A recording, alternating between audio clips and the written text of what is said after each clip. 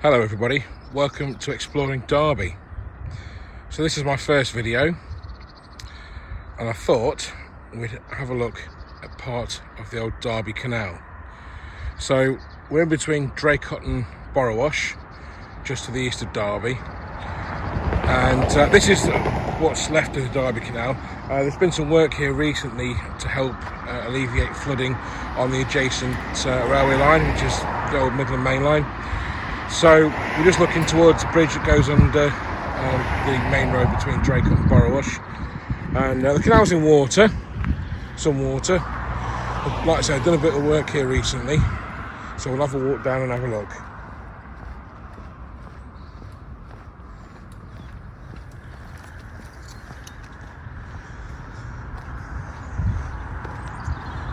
So there is a group that are aiming to restore the Derby Canal between its start between Long Eaton and Sandy Acre, and the other end of it at Swarkston. There is a short stretch in water at Swarkston, by the locks there at Swarkston, which is used to moor boats at the moment, and it's only a few hundred yards long. After that there's a stoppage or like a bit of an infill. Then the canal is dry until it gets to the A50 bypass. And there's a bit of a... Is that a collapse there? Looks that way. So the work's ongoing. I mean, we're pretty much right next to the Midland Main Line now. I'll show you that in just a second. And do we've just missed a train, which is a shame. So the canal just bends around to the left here and goes off through the fields towards sort of Long Eaton. It's up in Long Eaton, and I don't know how much further it stays in water. I mean, there's a footpath that goes down that way now, so the footpath must go a fair way. So in another video I think we'll explore further down when I've got a bit more time. Those sorts of days you might like to see this part of the Derby Canal. And it's very nice to see it in water,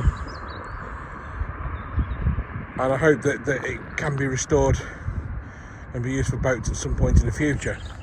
We've just go over here. I mean, there's some been digging there, haven't they? So just around here, so there's the railway line. Let's go up onto the road and we'll have a look.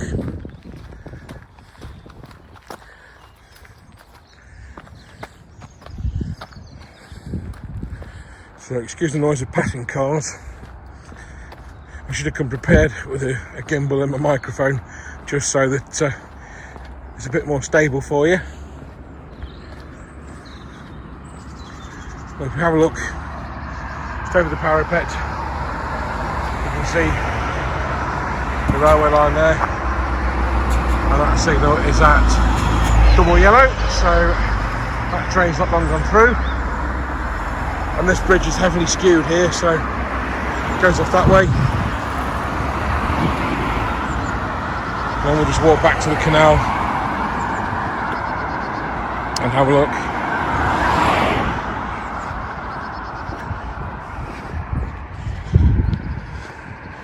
And I didn't realise there was a footpath here, to be honest with you. But if you have a look here, it shows you a bit about restoring the canal. So hopefully, oh, here we go.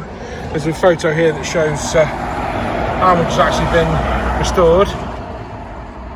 So not a great deal at the moment. Just between the Hopewell Road, the sort of Draycott, and here, which is the A6005. So we're here at the other end of the site. I don't know if the water dribbling down there is intentional, whether that's supposed to be dammed or not. But it is sort of going out into the concrete channel there, which is just sort of the right size for boats, and there is a bit of a towpath there. No idea which like the other side of the road, so let's go and have a look. Let's quickly cross the road because there's a car coming, and we've made it just. So, not a lot to see here. So you can see concrete channel ends there, and the water disappears into a culvert, and Lord knows where that goes.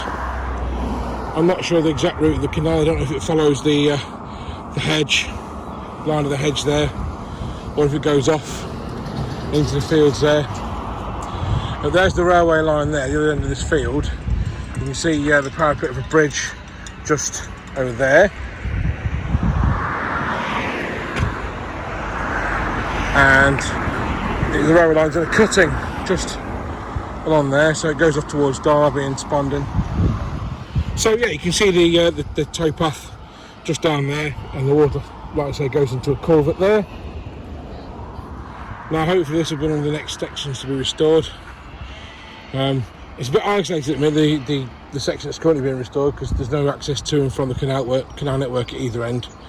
But it is a start, and it does help to drain the railway. I do believe Network Rail have paid most of the money towards restoring that section into water, because it helps relieve the railway line at Draycott from flooding, which is notorious. I mean, we've had some heavy rain several times the last few years, and it's always flooded there.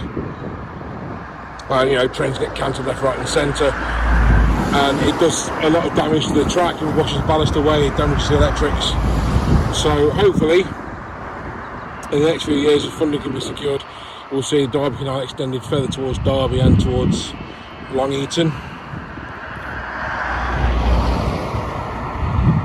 So I hope you've enjoyed this first video, and I'll see you soon.